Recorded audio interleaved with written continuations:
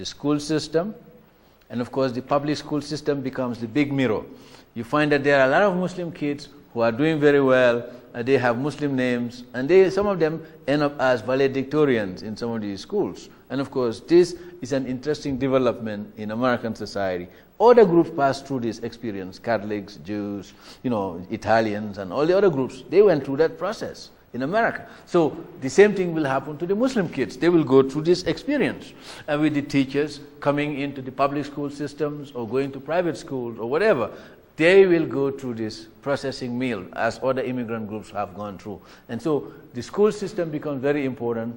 The universities also become very important. The second institutions that are very interesting in America would be the job market.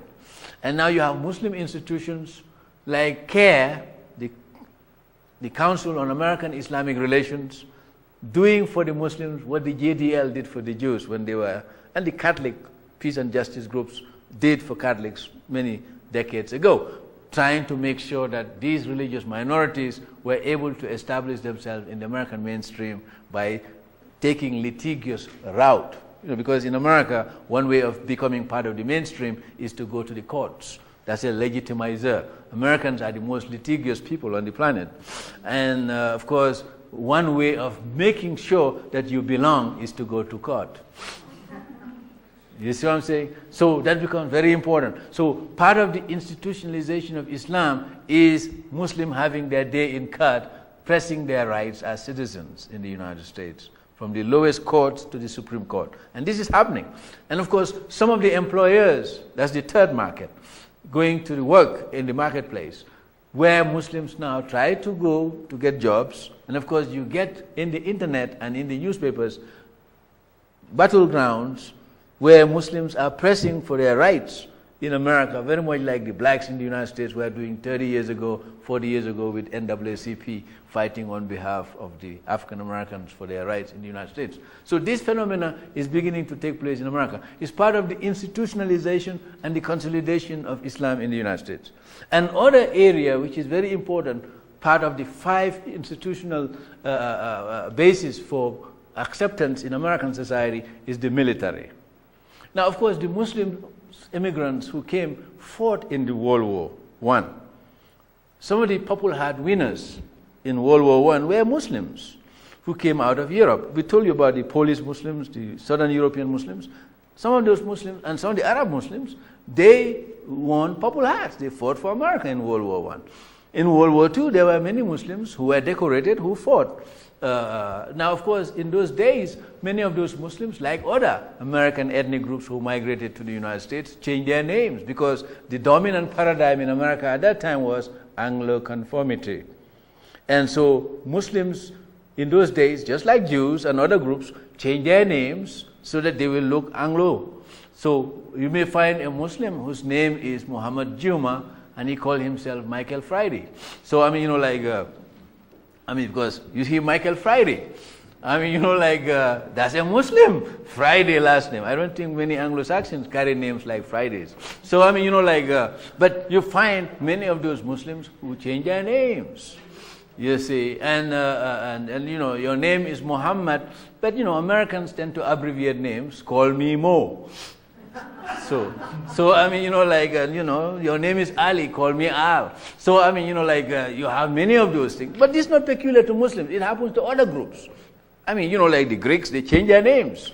One way of showing that you arrive, when I give lectures in the universities, I say this, that one way of showing that the Greeks have made it in American society is in the Stephanopoulos.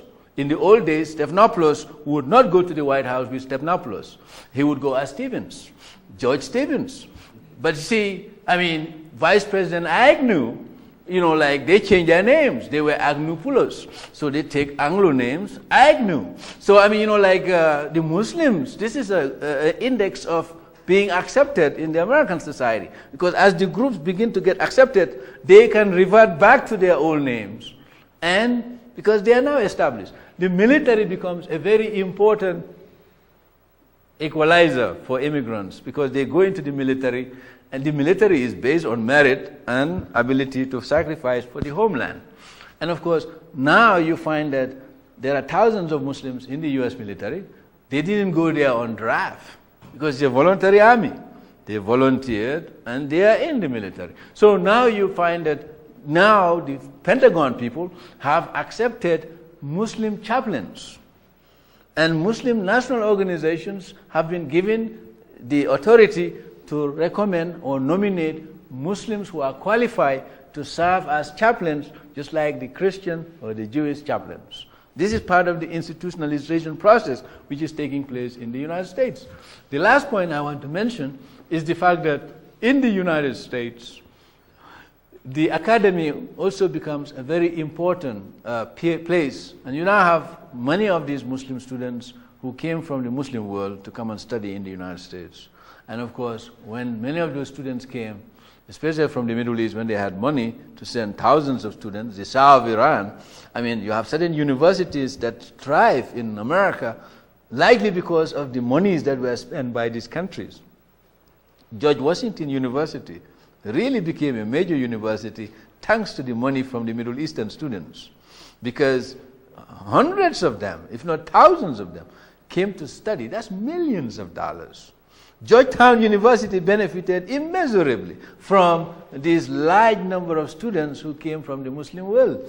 And they paid $30,000, $40,000 a year. That's a lot of money. I mean, if you have thousands of these students, you're talking about $40 million coming in. So that also became very interesting development in terms of institutionalization of Islam in America and the consolidation of the Muslim identity.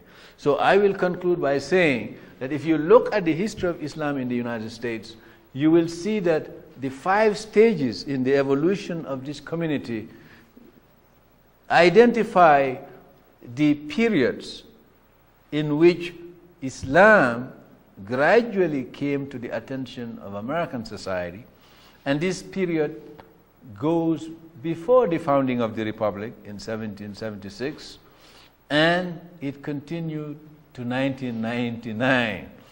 And of course, Muslims now are identified in almost all the states of the Union, but they are heavily concentrated in certain states, what are known as the big states of America: Texas, Los Angeles, California, New York, Indiana, Michigan, Pennsylvania, Ohio.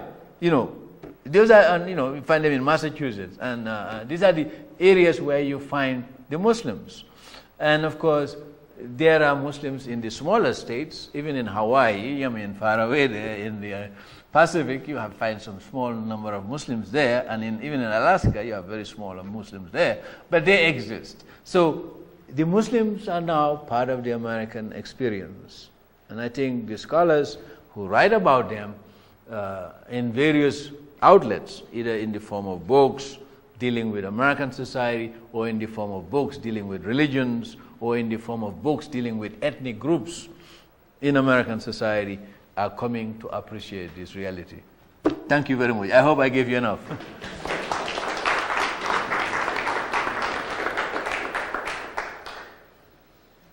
So you can, some of you wanted to raise your hand. You can ask any question. Yes, please, we go there, then we come to Steve. What's the name of the husband and wife in New York? Oh, okay, the husband and wife is, you have Sheikh Dawood Faisal, Dawood, Arabic David, Faisal, and his wife was Khadija Faisal.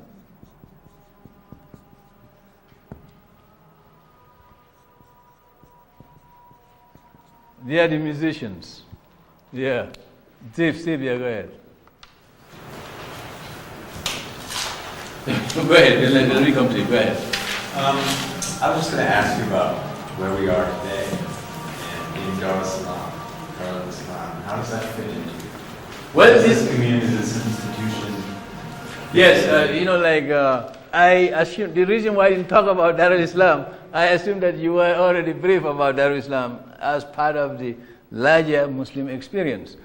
The Dar al Islam Center here is part of the institutionalization process. If you look at the booklet that was prepared, tells you the origin of Dar al Islam as a center that was conceived by one native-born American Muslim who encountered an Arab industrialist at the Kaaba. That's a very interesting meeting. And of course, you see, here you have an American Muslim who knew Islam before he met this Arab fellow, and as a result of their meeting, the idea of creating an institution like this one developed. And of course, since 1989, the leadership of this center here have new ideas as to how to go about creating a center for learning about Islam. And of course, you have a piece of real estate around here which is controlled by the Dar al Islam. And of course, this program here would be seen as part of the institutionalization effort of the Muslims, that you have Muslims in this part of the country who have friends around the country trying to create an institution where people, in this case teachers, can be given proper understanding of Islam in an academic setting where they can interact with scholars like myself and others who are teaching in American Academy about the same topic. You see what I'm saying? So you can see it as part of, yes, she can add some more to that. I was just going to say another thing that's interesting, not only with this organization, but with many of them, is doing workshops at conferences as well. I mean, 20 years ago, you wouldn't have seen a whole lot on Islam at NCSS. And now, the problem we have at NCSS is trying not to be up against each other in terms of the scheduling. There's so many different organizations. So besides bringing people in here, there's always outreach going out, not only with us, but with many organizations. I mean, I was looking at this book in a bookstore about this, religions of the UNESCO. It mentioned that there had been a community of Afghans and Pakistanis in this area, but No, when you say, no, you have, okay, I think what you're referring to is in the 1860s, after the Civil War, you had the U.S. Army recruited some Middle Easterners. Some scholars would say they were Afghans, because some of those people were taken to Australia as camelier trainers. So the U.S. Army introduced camels in this part of the world, southwestern part of the United States, and they brought some of these cameliers. Now the story is that some of these people, the data is conflicting among the scholars, that these Afghans or people who came from that region of the Middle East came to the United States to help train U.S. soldiers in the use of the camel, just like they did with the British soldiers in Australia. Now, how this story became part of the military folklore in America is that the fellow who was recruited was known as Haji Ali.